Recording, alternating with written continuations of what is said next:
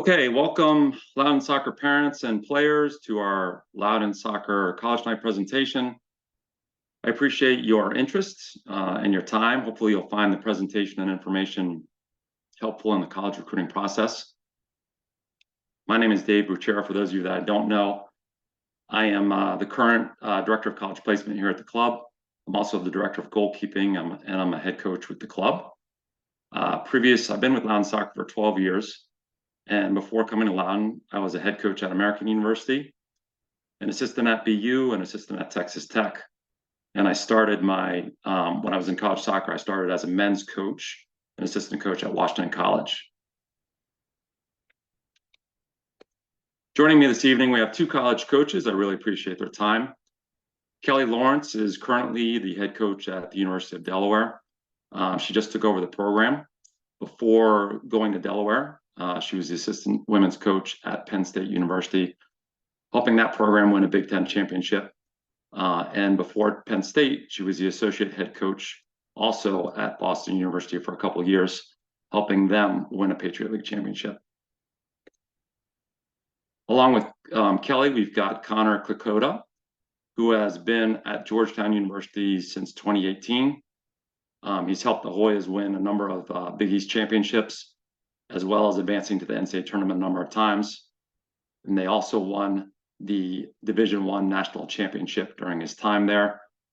So obviously Georgetown, if you don't know already, is not only a regional power, but a national power as well, currently ranked in the top 10 right now.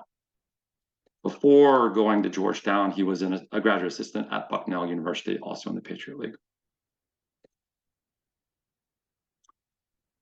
Okay, tonight we're going to talk about a couple of things. We're going to talk about different things to think about when forming a pool of colleges, how to ultimately select a college, the differences in scholarships between the Division I, II, and III levels, a general timeline for what players should be doing their freshman through their senior years, some basic and important NCAA rules and regulations that parents and players should know, how to properly correspond with college coaches during the recruiting process, the importance of ID camps and highlight videos, and then we'll wrap up with roles that parents and players play during the recruiting process. And then I will leave some time at the end for any questions that you have for either myself or the two college coaches.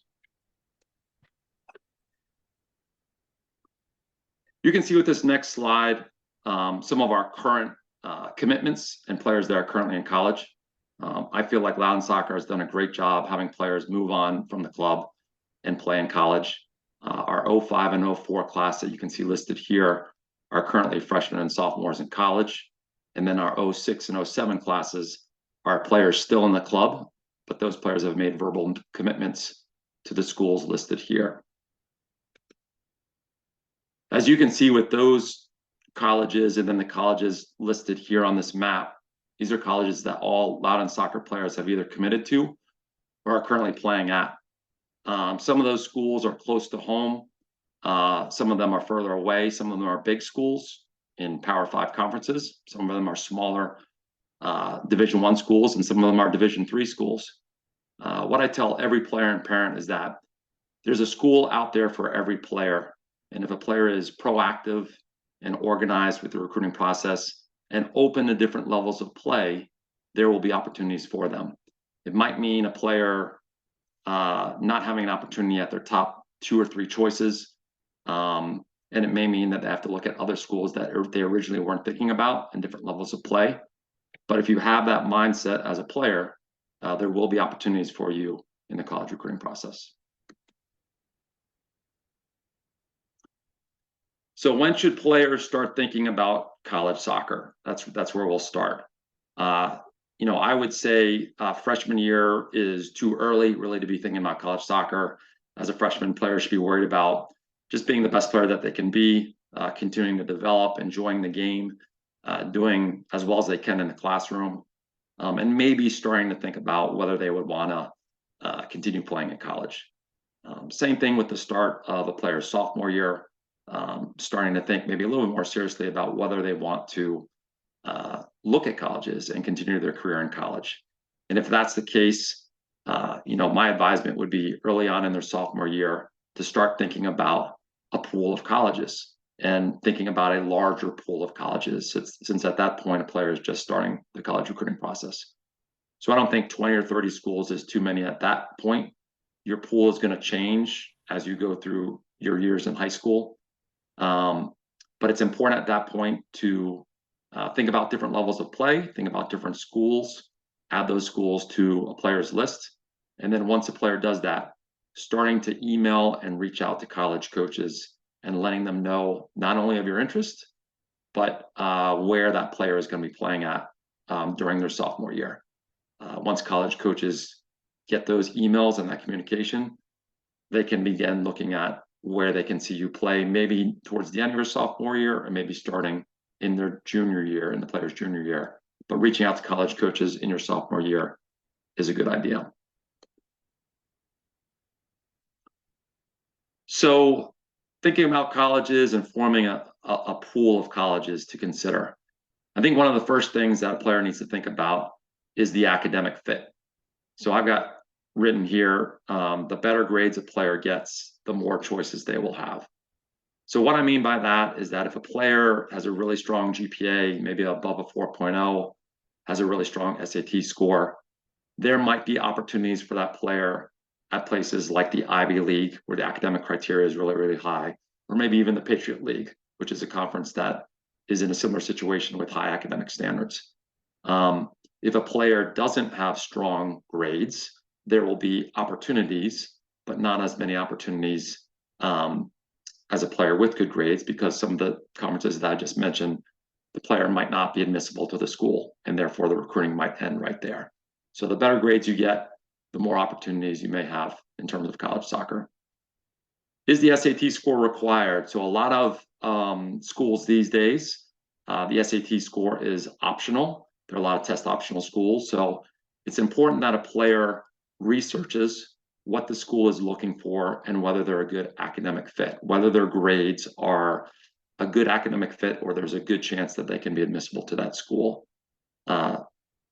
I don't think it's good for a player to chase a school and then realize in their junior or senior year, they're not even close academically, and then it's a waste of time. So researching that beforehand is really important, as well as finding a good fit academically overall.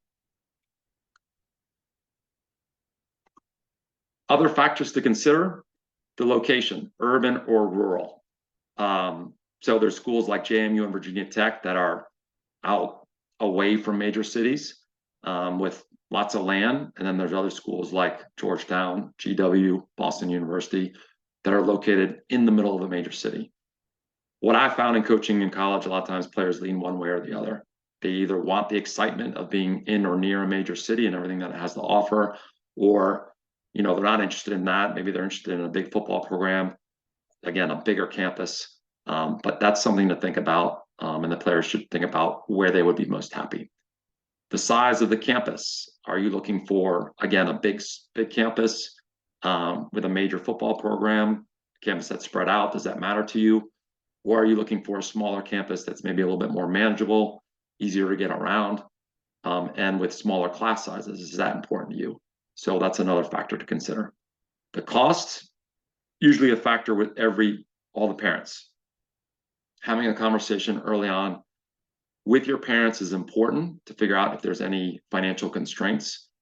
And as you start forming your pool of colleges, making sure that every college on that list is affordable for your family. As I mentioned before, you don't want to be in a situation where you're chasing a school for your sophomore and junior year. Maybe that coach shows some interest in you, and then you realize, there's no way you can afford that school. It's just wasting your time. So thinking about that is important as well. The academic strength and major. Many players will not know going into the freshman year what their major is going to be, or even what they want to study, but some players will have an idea, or will know, what they want to major in their freshman year. If that's the case, making sure that all the schools that you're reaching out to have some of the academic interests that you're interested in, or the major that you're interested in. The team and coaching staff. As a player goes through the process, as they start communicating with college coaches and going on visits, there will be opportunities to meet the coaching staff, to meet the players, possibly if you go on an ID camp, opportunities to work with the coaching staff and meet the players. I think it's important to think about whether you would be happy there. Are you a good fit with that team? Do you like the coaching style of the coach? Have you enjoyed getting to know the coach through the recruiting process? That's something else to consider. Obviously, a player is going to be with that program for 4 years, and you want to make sure that you're going to enjoy being a part of that program and feel like you can play for that coach and enjoy the coach. And then the last thing is the opportunity to earn playing time. So some players might be interested, or what's driving them is just the opportunity to win a national championship, the opportunity to compete for conference championships, regardless of whether they see playing time all 4 years. Maybe for someone else, it's the ability to impact a program. Maybe it's to help a program turn things around, and maybe the opportunity to earn playing time earlier on in their college career. So that's something to think about. I think having a conversation with the college coach who's recruiting you, or the college coaches that are recruiting you, is important to get a good sense of where you stand as far as that goes. So before I talk about the next thing, I'm just going to turn it over to Kelly to comment on anything that I've talked about so far. Thanks, Dave, and thank you so much, everyone, for allowing me to come on here. I would say ditto to all of the things that Dave mentioned. I think the easiest way to try to figure out all of these things is you just got to go spend some time on these campuses, and I would say don't wait until the unofficial visit time. You guys are driving, you're so committed, you're driving all over the place for all of these games, or these leagues games and showcase games. Like, take the opportunity to go onto these campuses, walk those campuses, to really get a feel for that. So that would be like a one point I would make. Obviously the ID camps provide that opportunity too, to have interactions with the coaches. And then when you do get to unofficial visit time, where you get to interact with the student athletes, that's where you're going to get a lot of transparency from the current group that's there. What are the coaching staffs like? What is your day-to-day like in the spring, in the fall? But yeah, I think the probably the other side of it is you can get into the throes of trying to get the opportunity and almost forget that you're supposed to be evaluating the coaching staff, the campus, and all of those factors. So it's not necessarily just about, like, I want them to think highly of me and I want them to recruit me. You should really be recruiting these universities as well by really digging in and really trying to get as much information as possible. And then the last part of this, because this is a really good 6 bullet points here of, with that list that Dave mentioned, maybe you have 30, 40, 50 schools when you start, where you have maybe your stretch list. You have kind of, I feel like this is my sweet spot list. And then you have the list of, like, okay, I only need a couple of things on this list to be excited about that school. I think that, and then you'll start to see things narrow as your development goes and as the recruiting process goes. So hopefully that can help a little bit too. Okay, thank you.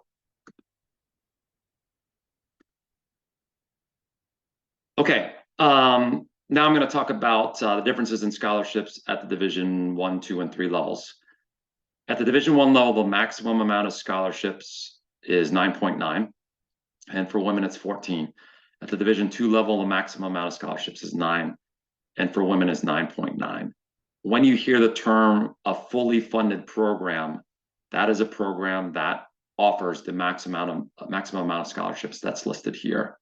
Not every Division 1 and 2 program is fully funded. In general, I think most college coaches will look to divide their scholarships up among their pool or team of 25 to 28 players, which is normally the number that's on a roster. At the Division 3 level, there are no athletic scholarships. However, some Division 3 schools offer very good academic aid packages. So if you are looking at Division 3 schools, don't assume that there's no aid that can be offered. And if that's an important factor for you and your family, I would advise you at some point to have that conversation with the college coach and just ask if there's any opportunities for aid.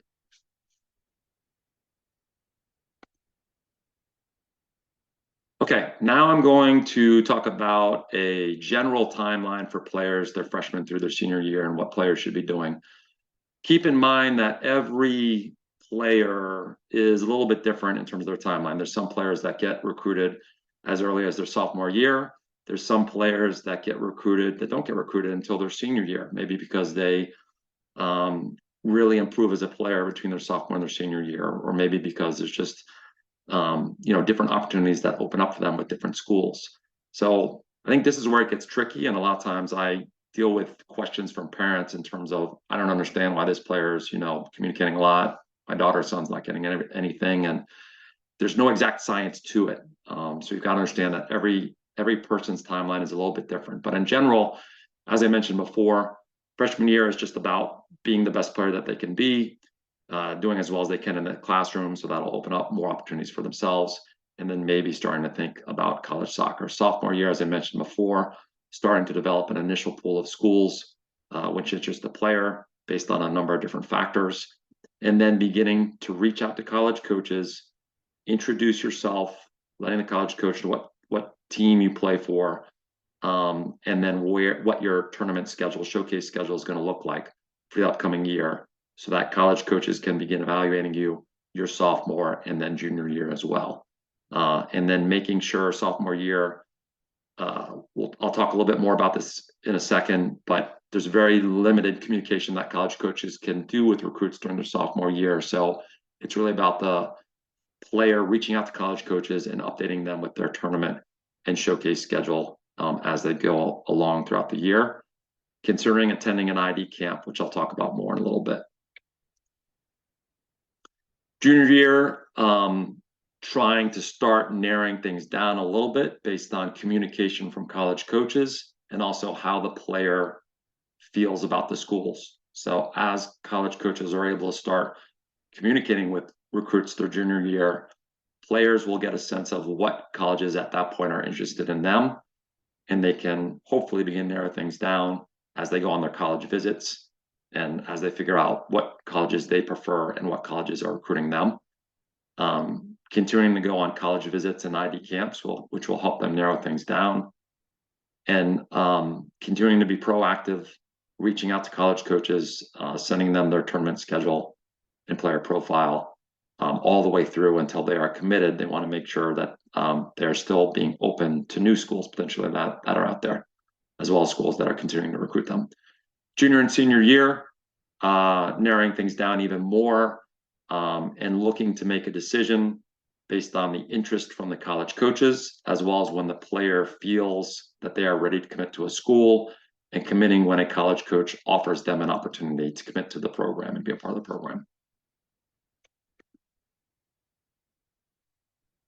Once a player commits, it's important that they maintain their grades, A, to be admissible to the school, and B, because every player at the Division I and II level needs to be eligible to play college soccer. At the Division I level, the minimum GPA is a 2.3, and to be eligible, you must take at least 16 core courses in high school. Every player must go through something called the NCAA Clearinghouse, which basically checks on this and makes sure that the player is eligible to compete right away. So it's important that all the way through, players continue to work hard to finish out their high school career strong academically, and that they continue to work to improve as a player, because no matter who you are, no matter what school level you're going to, it's going to be a jump. It's going to be a higher level. So players need to keep working to improve, to prepare themselves for a higher level of play and playing against players who are going to be sometimes 3 and 4 years older than them. College ID camps, we talked about this before, and clinics. They can absolutely help in the recruiting process.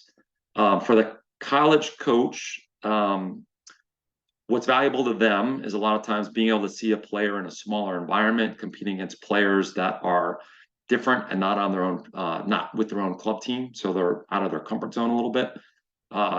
Getting to see what the player's character is like, how hard they work, how coachable they are. For the player, they got the opportunity to be evaluated in a lot of times a smaller environment as compared to a big showcase event. And they also get the opportunity to get to know the coaches a little bit better, because more often than not, sessions are being run by assistant coaches or the head coach.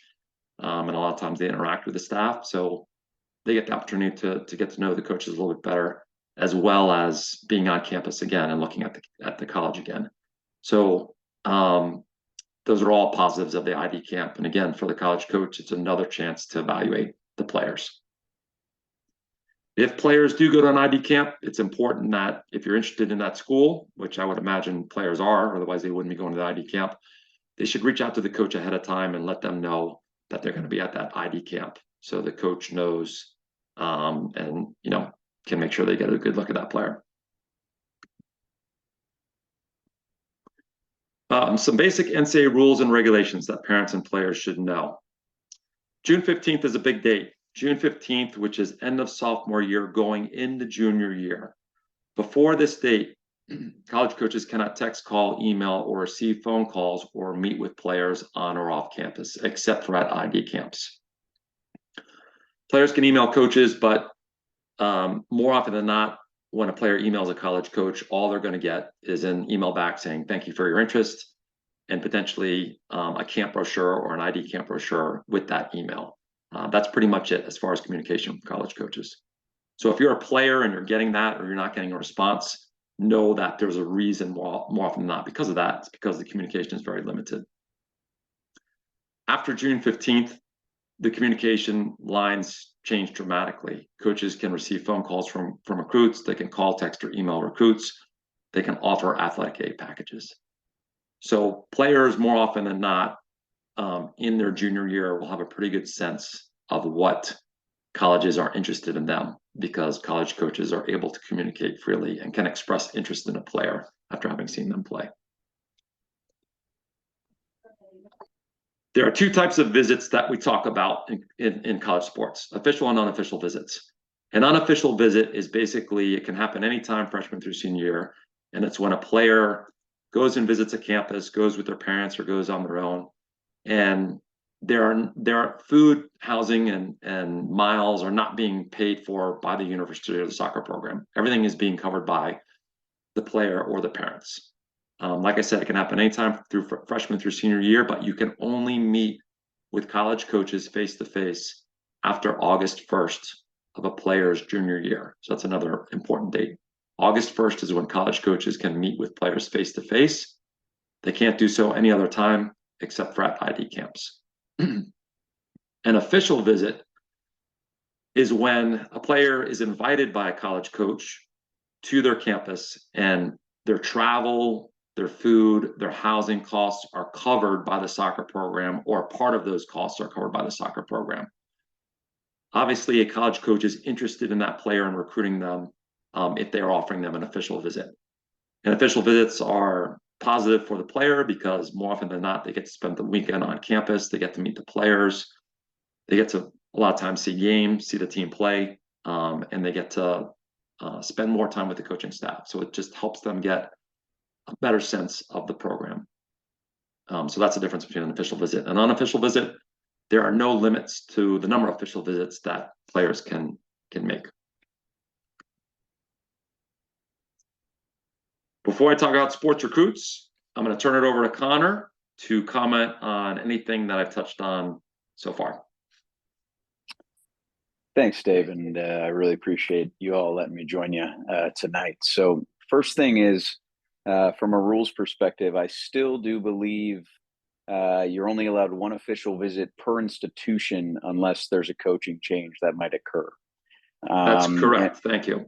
And understanding that still being strategic with these visits can be really valuable from the standpoint of there might be certain institutions that want to have an official visit weekend with all of their committed players when they're seniors in high school in their fourth year. And they may just operate from a standpoint of we only do unofficials still during the junior year, even though the rules have changed. And that doesn't mean that that institution might not be as interested in you as they would be as maybe another institution's offering an official visit. So getting to understand the coaches and the culture, as talked about earlier, becomes massively important just for this kind of situation. So also using, if there is high interest in a school that might be local, offering to do an unofficial visit at that school can be really valuable because you're not spending a large amount of money on travel.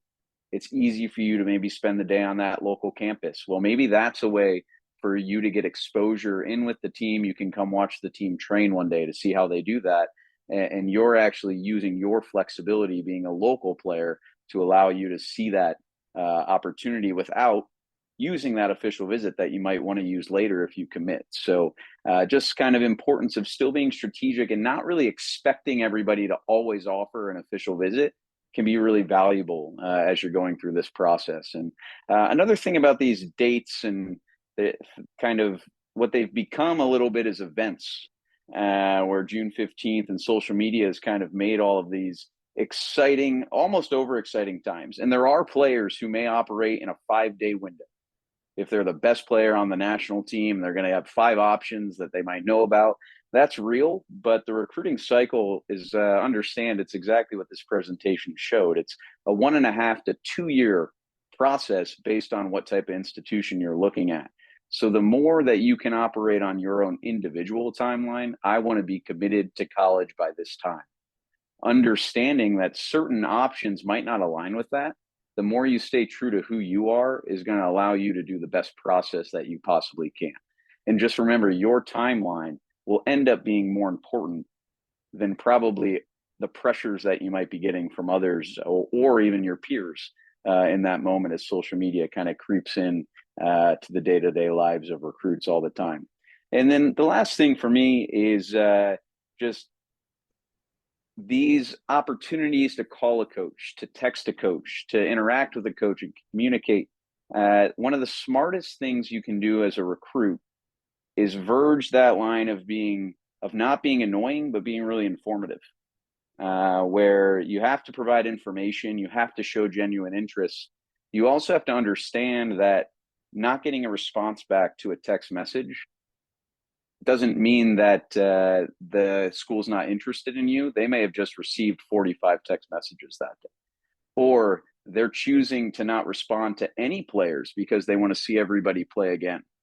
And understanding that making your decisions and stuff based on kind of minute conversations at times can be a little, that can hinder your process overall.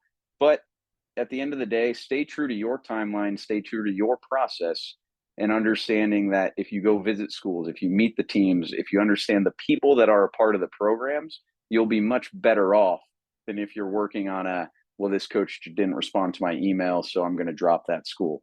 This coach said they didn't come see me play while this coach did. Well, one team might still be playing in their season. One team might not. One team might have put on Saturday and then they were off on Sunday. And the other team might have been off on Saturday when you had your game and they play on Sunday. So not getting kind of ahead of yourselves, understanding it's a process, but at the end of the day, staying true to your kind of process, what you want it to be. And then the last thing is your parents should be a part of it, but don't let it be your parents' process working through you. You still have to be the forward person in this. You still have to be the person pushing everything. And as long as that is going on, then your parents can help you throughout that process. Thanks, Connor. That was really good information. Appreciate it.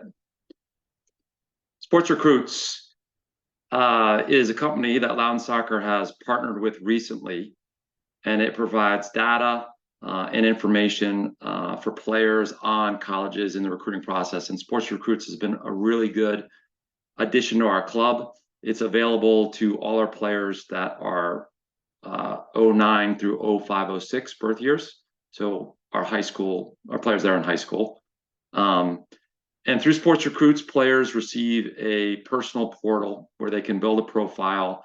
They can create a highlight video right there on Sports Recruits, which they can attach to their emails, which they can then send out to college coaches. Everything is all at one site on the Sports Recruit website. So within a minute, you can quickly find information on all the colleges out there across the United States. You can find information on the soccer programs. You can access all the college coaches' email addresses immediately. When you send emails out to college coaches, it will store the emails that you sent out to all the college coaches. When they respond, you can see who responds and when. You can track that, and it's all on one site, which is the big thing. Instead of players having to try to remember who they emailed and when a college coach responded, which college coach responded, or having to go through the internet trying to find a college coach's email address, it's all together there. So it's really great as far as managing the whole college recruiting process and saving players a lot of time. If players have any questions or parents have any questions on the sports recruits, the website, just feel free to reach out to me. Recruiting services, well, before I get to recruiting services, highlight videos do help in the recruiting process. And just about everybody has a highlight video. I just talked about it. Sending it out with emails to college coaches is valuable. I think most college coaches look at highlight videos as an initial evaluation before they go and see the player play with their own eyes. It helps them get an idea of what the player is like and the strengths of the player. I think a lot of times highlight videos can be very helpful as well for a college coach that maybe is on the West Coast and maybe doesn't have the budget to come out to the East Coast and see a lot of showcases and events. So for a college coach that has trouble seeing a player play live, a video can certainly help. And that might be the only chance for them to evaluate a player. So highlight videos certainly help in the recruiting process. I think a good highlight video shouldn't be more than 3 or 4 minutes long. And it should include different aspects of a player's play. So their 1v1 attacking, defending, their technique on the ball, their athleticism. You're trying to give the college coach an idea of your strengths as a player to help them in their evaluation. So highlight videos are good. It's not necessary to pay for a professional recruiting service. There's probably players on this call that have been reached out to by professional recruiting services. As I said at the beginning of this presentation, if you're organized and proactive and open to different levels of play, there will be opportunities for you without a professional recruiting service. So communicating with college coaches before a showcase. Before a player, they know they're playing in a showcase event, it's coming up 4 weeks before, or maybe even earlier than that. Players should be looking at that website and looking at the list of college coaches that are going to be attending. Just about every showcase, college showcase, has a list of college coaches that are going to be attending that event. And even as you get closer to the start of the tournament, players should be checking in again, because a lot of times college coaches sign up at the last second.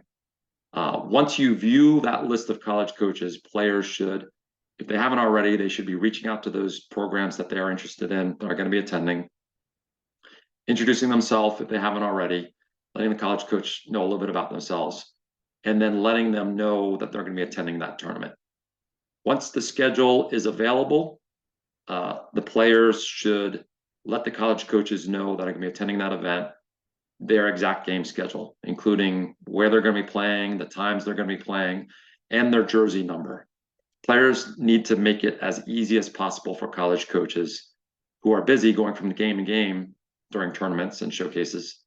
You want to make it as easy as possible for them to find you and therefore evaluate you at certain games. So that information is really important. If the schedule changes, which sometimes happens because of weather or for whatever reason, players need to let the coaches that they've reached out to know as early as possible, so that college coaches aren't searching to find the player or miss the player at the event. Again, you want to make it as easy as possible for the college coaches to find you and evaluate you. After the tournament, a lot of times managers will walk around, hand out brochures, and they will write down what college coaches attended. It's not a bad idea to send a thank you note afterwards if you know a college coach was there from one of the ones that you are interested in. Dead periods. So a dead period is when college coaches can only communicate remotely. There can be no in-person contact. It's important that parents and players know the dead period dates, just for the understanding that there can be no ID camps allowed during that time. There can be no in-person contact during that time. Communication is all remote. For women at the Division I level, it's November 6th through 9th, and then December 15th through January 5th. And for men, it's November 6th through 9th and December 8th through 10th. At the Division II level, it's November 6th through 9th for both men and women. This is a sample email, what a email should look like for a player reaching out to a college coach for the first time. Important information here, letting the college coach know the name of your team, obviously, the year that you graduate, your GPA and SAT if you have an SAT score. That's important because there'll be some programs that that's one of the first things that they'll look at. If they're working for a school where the academic standards are high, you know, and admissions is an important thing, then they need to make sure that the player is admissible or that they have a good shot of being admissible. So including that is important. And then I talked about a brief YouTube video or highlight video. Attaching that is always a good thing. List of tournaments where you're going to be playing, so that the college coach who receives your email can look at it and figure out where he and his staff, or she and her staff, is going to be, so that they can see you play. And then the last thing I have down there is the cell phone number, and making sure that number is correct, so that if you are recruited at some point, that the college coach is able to reach you and that number is correct. Again, sample player profile. This can be part of the team brochure. Important information here: name, graduation year, GPA, SAT score if it's available, the position you play, upcoming events, a brief list of honors and awards that the player has or has earned, and then again, contact information, making sure that the email is spelled correctly and that the cell phone is correct, so that coaches can reach you.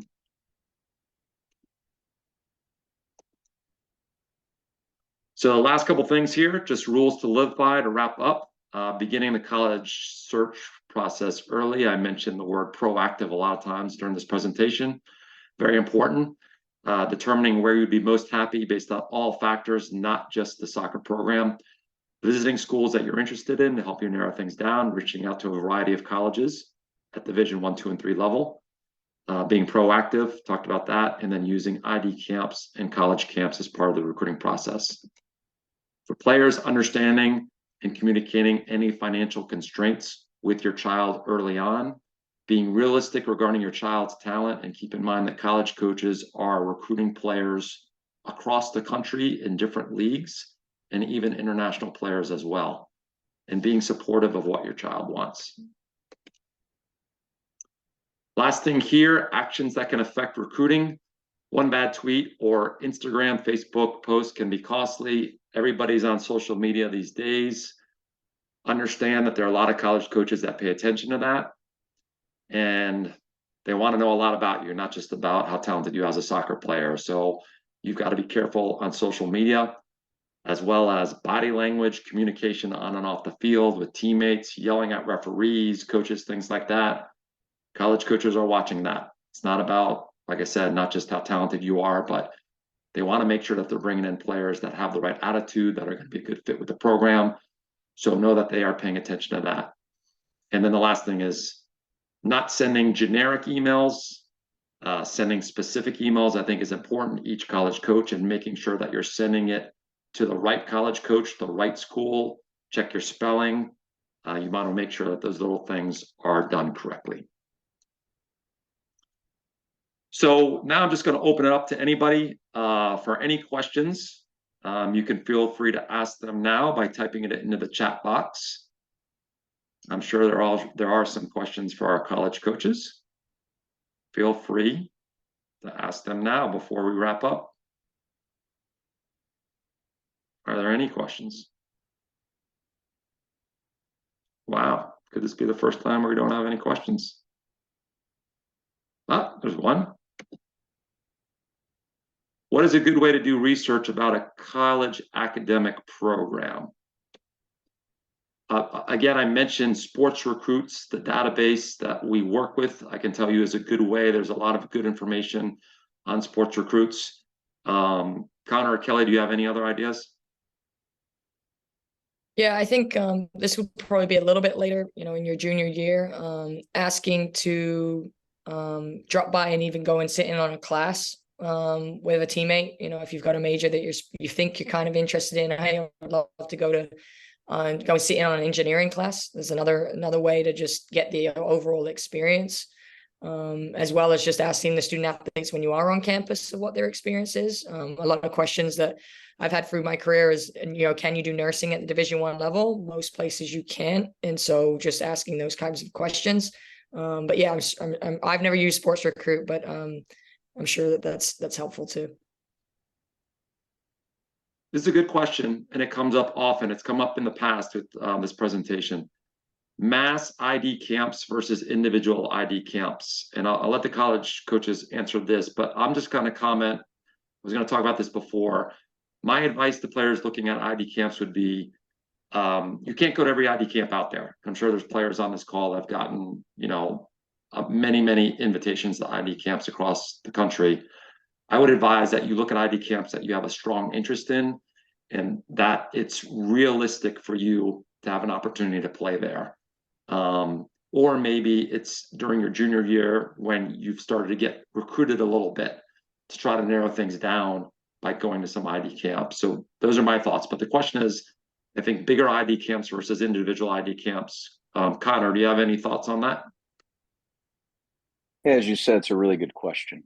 And this is maybe where player research can be one of the more valuable places, where if somebody's advertising the number of schools that come to their camp and they have photos of all these different logos, then you also have to understand, in order for all those teams to see you, the amount of time it would take over the run of 2 days for 300 schools to get eyes on you, versus a school that might have a one day ID camp or a 2-day ID camp. And you've seen that kind of gone are the days of the 4-day overnight stay in the dorms camps. There's not many that are still doing that. There are some, and they're really, really good experiences because you leave really knowing the school. But understanding, one, through your communication with a coach, if you can communicate with them, if they really want you to come to camp and you've talked about, hey, well, we have 70% of our rosters come to camp, it's probably a pretty good idea to go to that one. Or this goes back to you creating your list of 20 to 30 schools. If there's a camp that offers 10 of your 20 schools, that's probably a really good experience for you to go to. If there's a camp that offers 10 of 20 schools and it's only 10 schools attending, that's probably an even better one.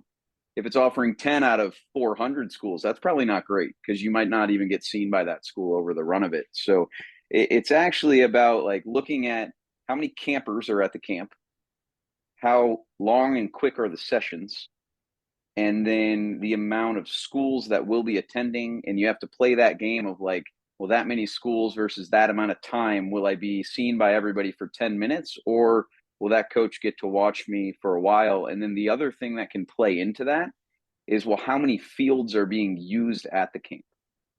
So it's a really interesting one. But if there's 8 fields being used, then your time with each college coach watching might be kind of divided amongst the fields. Where if there's only one field being used the whole time and there's 10 schools coming, they're probably all 10 going to be there the whole time. Or they're going to get to work with you on that one field for a certain amount of time.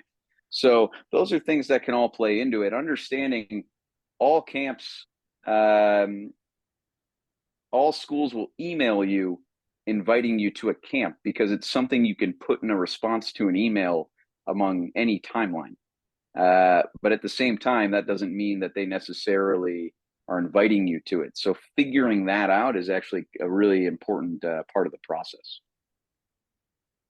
And then just to add on to that, you can use your not to put more work on your coaches, Dave, but you can use your club coaches to actually investigate that a little bit. I've certainly had that in my career, where a club coach has reached out and said, look, I've got a student athlete here prospective student athlete who's interested, roughly where do you think this would be a good idea? And sometimes it's a case of, yeah, we haven't been able to see her, so it would be a great idea. Or, hey, we're further down in the recruiting process right now, and your energy and resources are probably spent better somewhere else. So, you can, once you get a little further down the process and you're trying to decide between a mass camp and going to an individual school, you can use your club coaches a little bit here to help navigate some of those conversations. Okay, thank you. Next question. What do you recommend for any students who chose community college for the first 2 years and then decide to go to a university, 4-year university? So I guess the question is, do you recruit from 2-year community college? Do either of you want to take that? I think the expectation is that the communication piece can't change. You can't go off to a community college if your goal is to go Division 1, 2, or 3, and you go off to a community college, you can't lose your updates, your communication with those coaches that are happening. You also have to understand that 2 years in community college, depending on what the Division 1, 2, or 3 school recruits, either puts you in a pool of all the players that are 2 years younger than you from a graduation high school perspective, or maybe it's a school that does a lot of transfers, and you can look into that. And so research becomes very important, but you have to keep you really proactive in your communication. And then the other thing is, it's like, if that's your best opportunity from an academic standpoint, then being really forward about that is okay. And then showing your academic progress throughout that time is actually something that can really help in your recruitment to your next destination. Thank you. Kelly, I'll have you take this one. Is having a lack of social media presence a problem? No, I don't, I have to speak generally, but I don't think so. There's also the other side of it of too much. Social media presence is kind of where your priorities and where you're spending your time and what you're focusing on. Certainly, the occasional, highlight video on your Twitter account and Instagram account. And they're just at varying degrees of college coaches who are on social media and checking those things. Yeah, I don't think a lack of presence. It is a little bit of an insight. I think that the point that you made earlier about your social media, and you can put a foot wrong by the wrong tweet and things like that. Just really remembering that is you as a brand. And so the old test of, would your grandma like your tweet if she's with it enough to understand how to tweet, is probably a good one. But no, I don't think it is. I don't know, Connor, if you feel differently, but it's just another avenue for us to have a little bit of awareness of who you are and what you're about. I've even seen situations where players have been really supportive of other players that they've just come across at different ID camps and things like that. And that's been a positive thing when you're championing another individual. That's just showing something about your character. So I don't think a lack of social media presence is an issue, but just making sure that if you have one, that it's in the right place. Okay. When creating highlight videos, should players use club footage only, or can they include high school footage as well? You can use whatever footage makes you look the best version of yourself. At the end of the day, that's the most important thing. Does this provide a snapshot to who I am as a player, to maybe generate interest from someone who's watching it? Okay. If I would like to play Division I, but I would like an academic scholarship, how does that work? I believe then that's all done through the university. Am I wrong about that, Kelly or Connor, for an academic scholarship? Yeah, and generally schools can do a pre-read at a certain point. Generally, you're getting the most amount of information in your junior year. It won't give you an idea of what academic scholarship you'll get, but it'll give you an idea of if you're on track. And some programs will have an idea of be able to tell you, based on the last couple of years of classes, based on certain GPAs and SAT and ACT scores, these are the ranges that a student athlete might get. But almost every university in the country you're not going to know what your academic scholarship package is until you have, got your acceptance letter.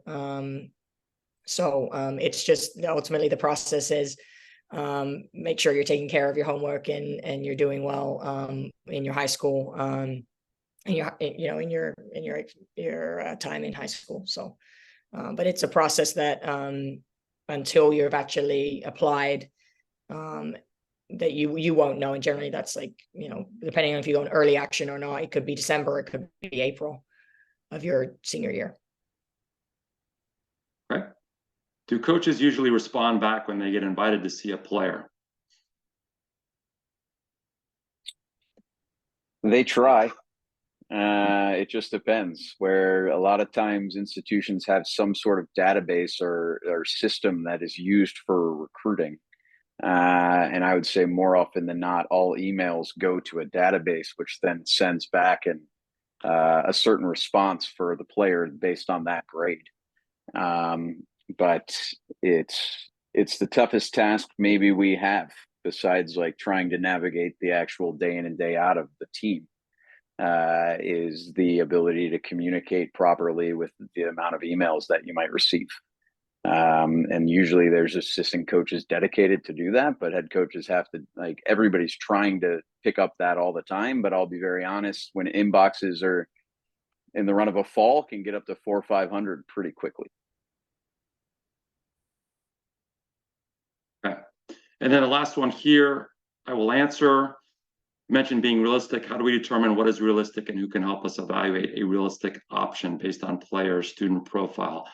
Your club coach can help with that player, as well as people like myself and the Loudoun staff. I think can give each player a pretty good idea of what our reach is and what our better possibilities as far as being recruited. So that's how I would answer that. That looks like that's it. Any other questions?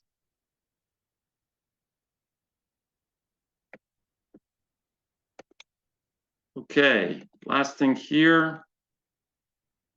If you're not aware, we have our own college ID camp for both boys and girls. That's December 12th through 14th at the Loudoun Soccer Park.